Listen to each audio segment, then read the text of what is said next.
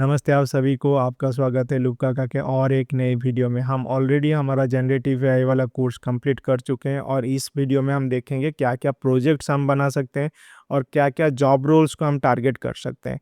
तो हमारा जो प्लेलिस्ट था या फिर कोर्स था उसमें हम क्या क्या डिस्कस किए थे, हम डिस्कस किए थे जीपीटी कैसे काम करता है, एलएलएम काम कैसे करता है, टोकनाइजेशन होता क्या है, फैक्टर एम्बेडिंग होता क्या है। उसके बाद हम डिस्कस किए थे प्रॉम्प्ट इंजीनियरिंग के ऊपर, like zero shot prompting, few shot prompting, chain of thought prompting, और उसको हम प्रैक्टिकली भी देखे थे।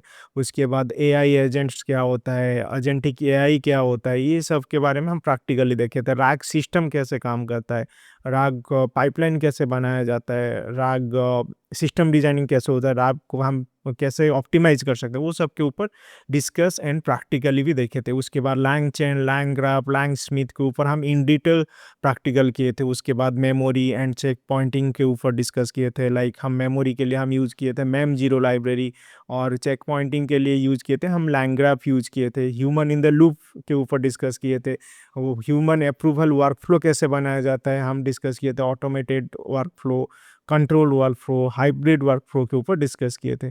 उसके बाद हम डिस्कस किए थे गार्डरेल्स के ऊपर, हमें गार्डरेल्स क्यों चाहिए एआई के अंदर। उसको हम इम्प्लीमेंट किए थे गार्डरेल्स एआई लाइब्रेरी के यूज़ करके।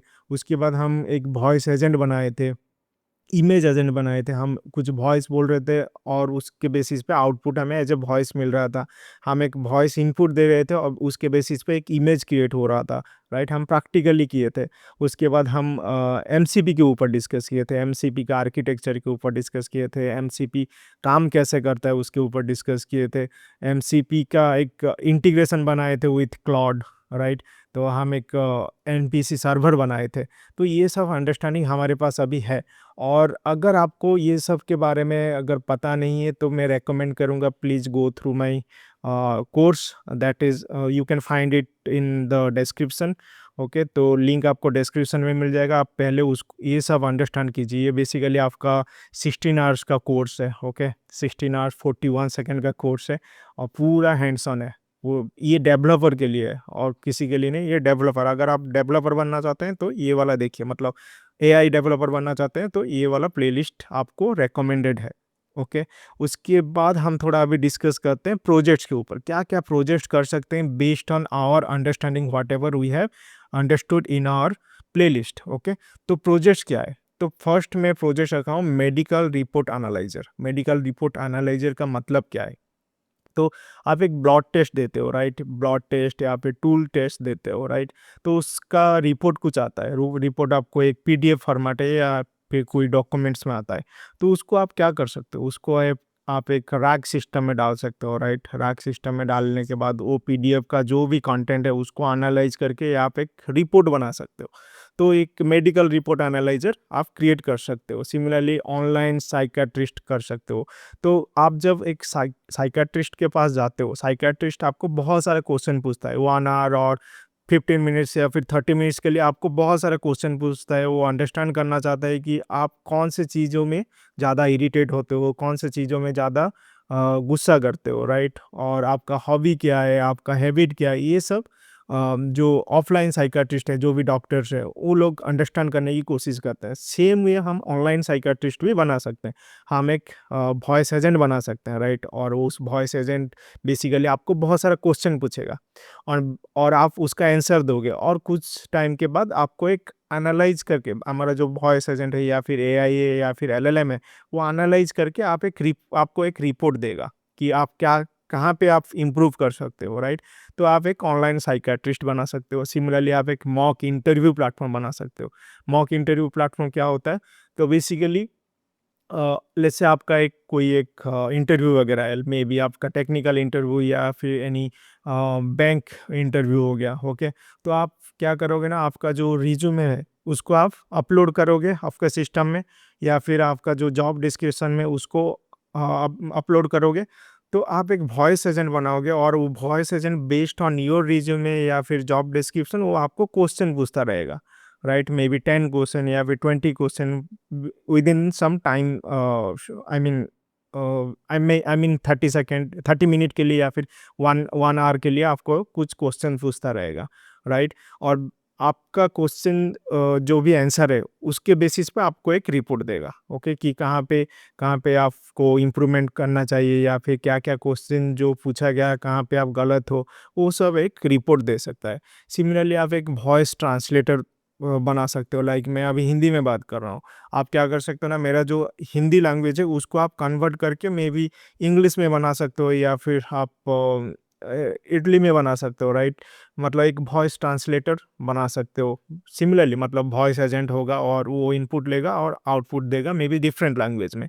सिमिलरली यूट्यूब थंबनेल जनरेटर बना सकते हो, लाइक हम लोग जो इमेज जनरेटर वाला किए थे, सेम वे आप एक यूट्यूब थंबनेल जनरेटर बना सकते हो। आप एक प्रॉम्प्ट दे सकते हो कि यूट्यूब के लिए इतना डायमेंशन होना चाहिए, इतना क्वालिटी होना चाहिए, ओके। बहुत सारे प्रॉम्प्टिंग्स के बेसिस पे आप खेल सकते हो इसमें।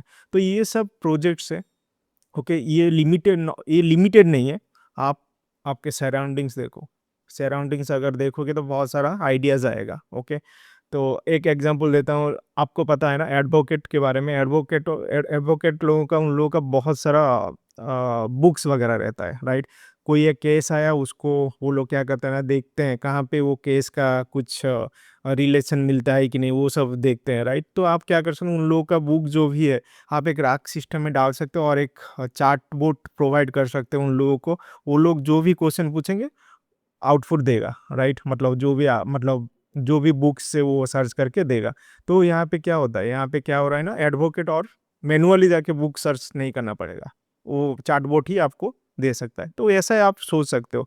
ये आइडिया सब आप अगर सराउंडिंग्स वगैरह देख रहे हो तो आइडिया मिल सकता है आपको। और ये सब प्रोजेक्ट्स अगर आप बना रहे हो, मतलब एक प्रोजेक्ट या फिर दो, एक प्रोजेक्ट ही बनाओ ना, जो एक भी अगर प्रोजेक्ट बना रहे हो तो आपको बहुत सारा नॉलेज आएगा, ओके। तो इस प्रोजेक्ट को मे बी आप अपना रिज्यूमे में डाल सकते हो। और अगर रिज्यूमे में डाल रहे हो कोई एआई प्रोजेक्ट, तो आपका रिज्यूमे बहुत इम्प्रेसिव लगेगा, राइट? अभी थोड़ा समझते हैं जॉब रोल्स के बारे में, ओके। तो जॉब रोल्स, यहाँ पे मैं दो ही जॉब रोल्स ऐड किया हूँ, ओके। देखो अभी जितना भी ओपनिंग्स वगैरह निकल रहा है, राइट, मैं डेवलपर पोस्ट के बारे में बोल रहा हूँ, ओके। जितना भी पोस्ट वगैरह निकल रहा है, मैक्सिमम जॉब पोस्ट में आपको पूछ रहे हैं कि जनरेटिव एआई नॉलेज होना चाहिए, ओके। जनरेटिव एआई नॉलेज होना चाहिए, रैक सिस्टम आना चाहिए, चेक पॉइंटिंग होना चाहिए, ओके। ये सब अंडरस्टैंडिंग होना चाहिए। तो कोई भी अगर जॉब पोस्ट देख रहे हो, पहले देखो वो सब जॉब डिस्क्रिप्शन देखो, जॉब डिस्क्रिप्शन में वो सब है। मतलब जनरेटिव एआई हो गया या फिर जो भी हम अंडरस्टैंड किए थे हमारे प्लेलिस्ट में, ओके। वो सब अगर है तो उस जॉब पोस्ट में आप अप्लाई कर सकते हो, ओके।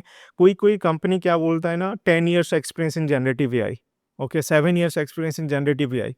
तो अभी तो आया है, राइट? 4 years या 3 years हुआ जनरेटिव एआई आया है। तो इतना साल का 7 years 10 years का एक्सपीरियंस हम कहाँ से दिखाएं? वो सब गलत है। आप अगर देख रहे हो 10 years का भी एक्सपीरियंस चाहिए जनरेटिव एआई में, आप अभी अप्लाई कर सकते हो, क्योंकि ना जनरेटिव एआई जस्ट 3 years या फिर 4 years आया, ओके। तो आप टारगेट कर सकते हो सॉफ्टवेयर डेवलपमेंट रोल या फिर एमटीएस, ओके।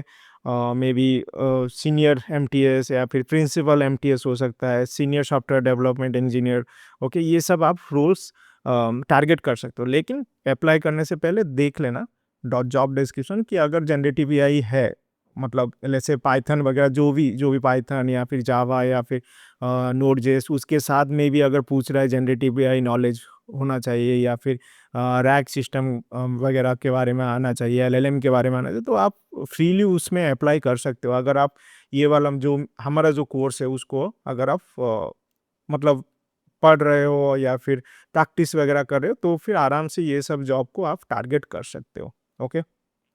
तो बस इतना ही था इस वीडियो में। अगर आपको कुछ डाउट्स वगैरह है या फिर प्रोजेक्ट्स के बारे में डिस्कस वगैरह करना है, तो आप क्या कर सकते हैं, मुझे आप डिस्कॉर्ड सर्वर में कनेक्ट कर सकते हो, ओके।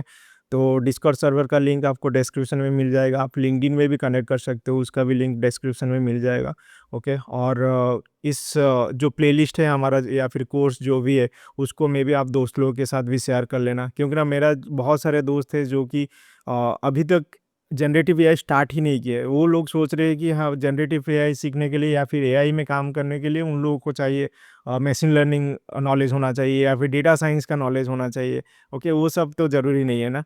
तो बेसिकली हमारा मिनिमल नॉलेज है हमारा एलएलएम के ऊपर, कैसे मशीन लर्निंग काम करता है, उसी नॉलेज के ऊपर हम पूरा जनरेटिव एआई ख़त्म कर चुके हैं, राइट? तो दोस्त लोगों के साथ शेयर करो, उन लोगों को भी हेल्प मिलेगा, मतलब करियर ग्रोथ करने के लिए हेल्प मिलेगा। ओके, तो और सब्सक्राइब भी कर लेना। आप देख तो रहे हो लेकिन सब्सक्राइब नहीं कर रहे हो। ओके, सब्सक्राइब भी कर लेना, वीडियो को लाइक भी कर लेना, दोस्तों के साथ शेयर भी कर लेना।